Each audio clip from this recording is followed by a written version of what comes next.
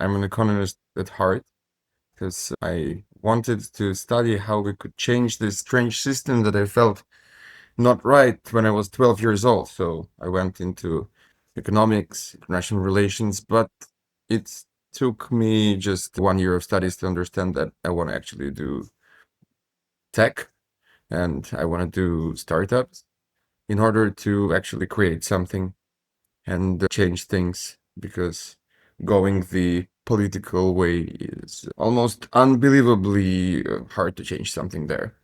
And I ended up, after creating few complete failures and 2 successful startups in crypto 10 years ago, full time, when we just sold everything we had.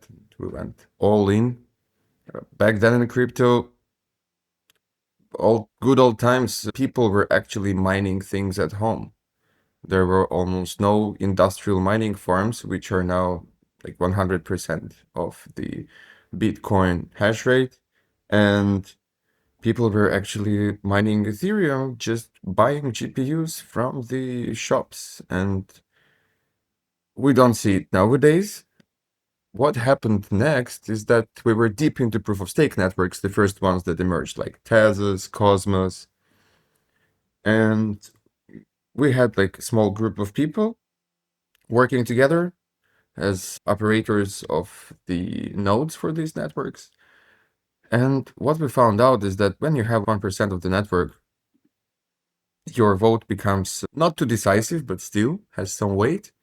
And you get invited into small chats where 20, 30 people chat with each other, and foundations, of course, and decide on everything what's going to happen, where the treasury will flow, and are we going to what parts of blockchain are we going to update if foundation even asks these questions. And it didn't feel decentralized at all. It looked like board of directors that you can buy into. And this is how we understood that proof of stake and proof of work, due to its capital requirements, will never be decentralized. It will always be like that. It's the same system, but on different technological rails. The only difference is that, yeah, anybody can open an account, let's say, on Ethereum, but not everybody can open a bank account, and open source nature of it.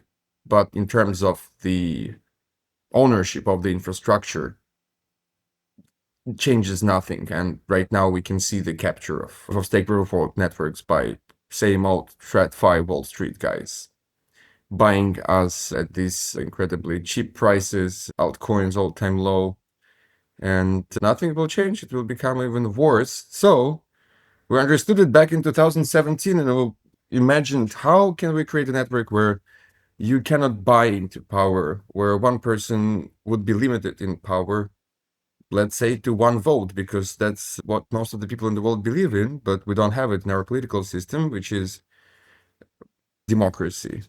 And we didn't know how to implement it till 2020, when my co-founder said, hey, how about we take biometrics, make biometrics private, and then we can give the right to launch Node to anyone in the world without knowing who she is, and he can join the network. And of course, that's what Humanode basically is about. It's about per human decentralization. It's about bringing participation of people, not just the huge for-profit entities, into our crypto infrastructure and into governance as well.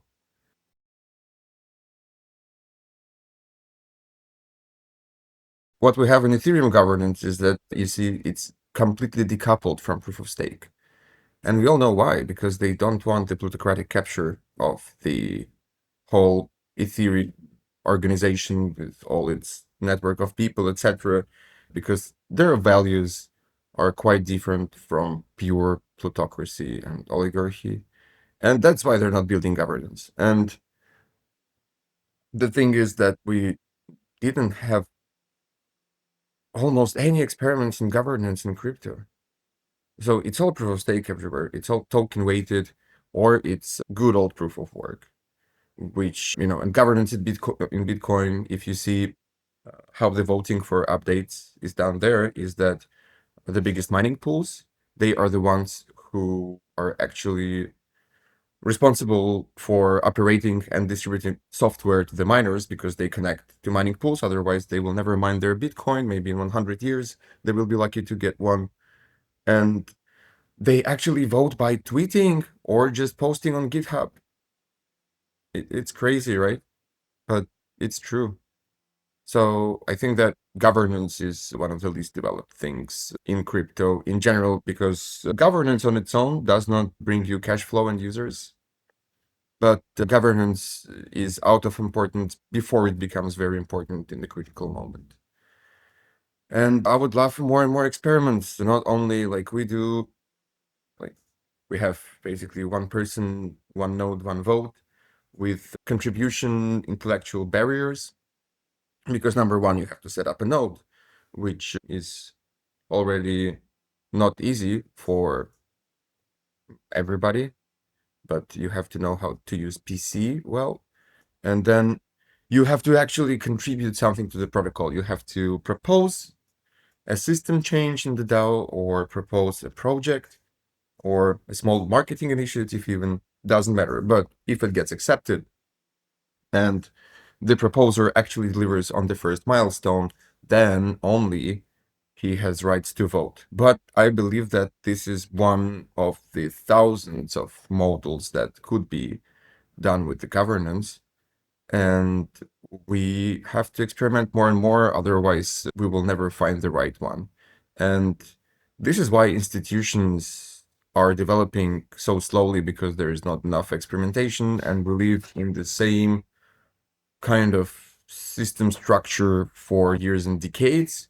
And then somebody's, oh, let's try this one. And then you need a revolution or something like that in order to come to the next system. And it is not, maybe it's even worse than the previous one.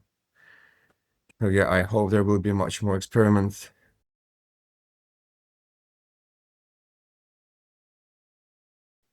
There are many challenges with the people actually participating, right? Because people are in general lazy. And this is why we live in the world where you have a CEO that can come in anytime, fire anybody, and just lead the project, because people are very hard to organize into a headless system.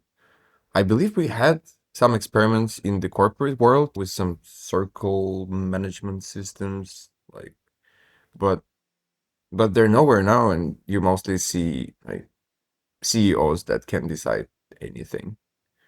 And this is what happens with most of the countries, because you have dictatorships. Same thing. I remember 2021, of course, it was the year of plenty when we had a lot of resources coming to the market. That's when a lot of innovation happens, because people not only invest into the revenue meta we have always in the bear markets, but they invest into innovation, belief, something that changes the systems. And we saw a lot of DAO tooling. We saw Polygon, Polkadot, and other networks actually doing governance as their main narrative and their main development effort. And now, of course, we look back at it and we understand that the system will still fail if you don't have kind of users and you have only governance. But yeah, now there are no experiments whatsoever.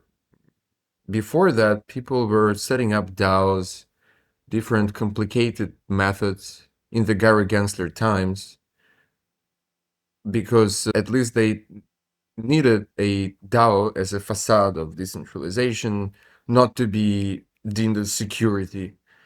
But now that Gary Gensler is out, nobody cares. They just run their blockchains with 4 servers at home without KYC, and this is what people value now in decentralization for some reason. But the pendulum always comes back